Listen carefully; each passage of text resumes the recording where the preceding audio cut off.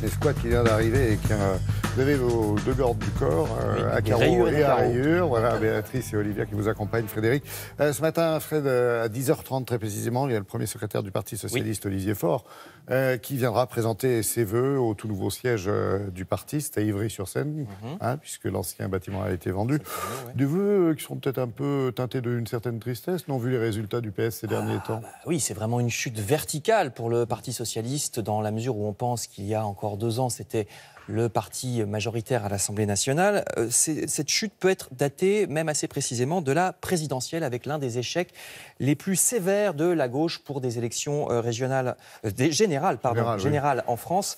Au soir du premier tour, le 23 avril 2017, le candidat PS Benoît Hamon ne rassemble qu'un peu plus de 2 millions d'électeurs, seulement 6% des voix, et la catastrophe continue aux législatives qui suivent, baisse d'effectifs de plus de 250 députés à l'Assemblée nationale, puisqu'il y avait plus de 280 députés socialistes jusqu'en 2017 ici en rose, alors que depuis 2017, c'est-à-dire actuellement, les députés socialistes sont tombés à une trentaine seulement. Ici en jaune, bien sûr, c'est La République En Marche. Les socialistes n'ayant rassemblé qu'au deuxième tour de 5,68% des voix. Vous auriez dû les entourer pour qu'on les voit mieux. Ouais, il faut remonter à plus de 50 ans pour qu'il y ait une pareille claque. 50 ans même, très exactement. Oui. En 1969, avec Gaston Defferre, qui ne rassemble que 5% des voix. La SFIO, récemment rebaptisée PS à l'époque, n'avait pas su gérer les événements de mai 68. Ils avaient eu l'air à côté de la plaque, et donc 5% effectivement pour Gaston Defferre. Bon, c'est vrai que le PS s'était relevé assez vite. En 1974, François Mitterrand frise l'élection à la présidentielle, puis il est élu en 81. Mais le climat aujourd'hui n'est pas du tout aussi favorable qu'il a pu l'être dans les années 70 à un relèvement rapide des socialistes. On peut comparer à d'autres pays, par exemple l'Allemagne. Dans les années 70, le Parti socialiste, le Parti social-démocrate, pour être exact, allemand, exerçait souvent le pouvoir là-bas. Les chanceliers sont Willy Brandt d'abord. Le SPD dirige sans discontinuer de 69 à 82, puisque après lui, il y aura également un social-démocrate, Helmut Schmidt, que vous voyez ici. Ensuite, après les années du conservateur Helmut Kohl, ce sera encore le SPD avec Gerhard Schröder en 98 jusqu'en 2005. Voici Gerhard Schröder. Alors, peut-être un début d'explication avec Gerhard Schröder, parce que c'est lui, et non pas la droite, qui a beaucoup assoupli la protection sociale allemande avec la création des mini-jobs. Vous savez, ces petits boulots mal payés, en dessous du SMIC français même, alors que l'Allemagne est un pays pourtant riche. Est-ce que c'est ça qui a causé sa chute? En tout cas, depuis 13 ans maintenant, le SPD n'a plus jamais exercé le pouvoir seul.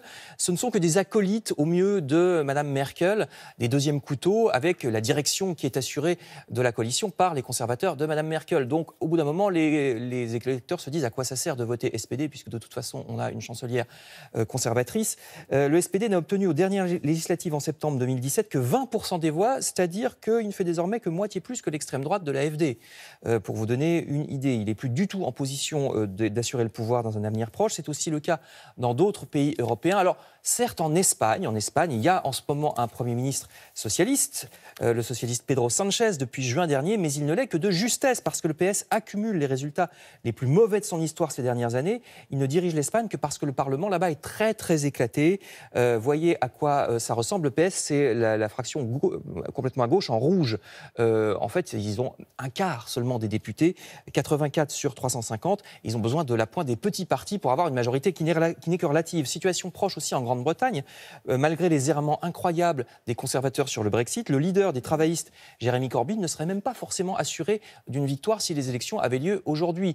En tout cas, au minimum, il aurait besoin lui aussi de l'appoint des petits partis, notamment les Écossais, alors que jusqu'aux années 70, puis avec Tony Blair et Gordon Brown, autrefois, les travaillistes arrivaient à obtenir le pouvoir seuls, sans aucune coalition. On pourrait citer aussi le PASOK, les socialistes grecs, qui ont complètement disparu de la circulation, alors au profit d'un parti plus à gauche, mais généralement c'est plutôt un déport vers la droite. Il y a des partis, alors on peut citer l'AfD ou le Rassemblement National qui gagnent des voix, mais il y a aussi en Hongrie ou en Pologne des partis de plus en plus conservateurs qui sont au pouvoir, ce qui promet un énorme bouleversement fin mai aux européennes, puisque pour la première fois, il pourrait y avoir un effondrement total du centre-gauche au Parlement européen. Ça n'est jamais arrivé.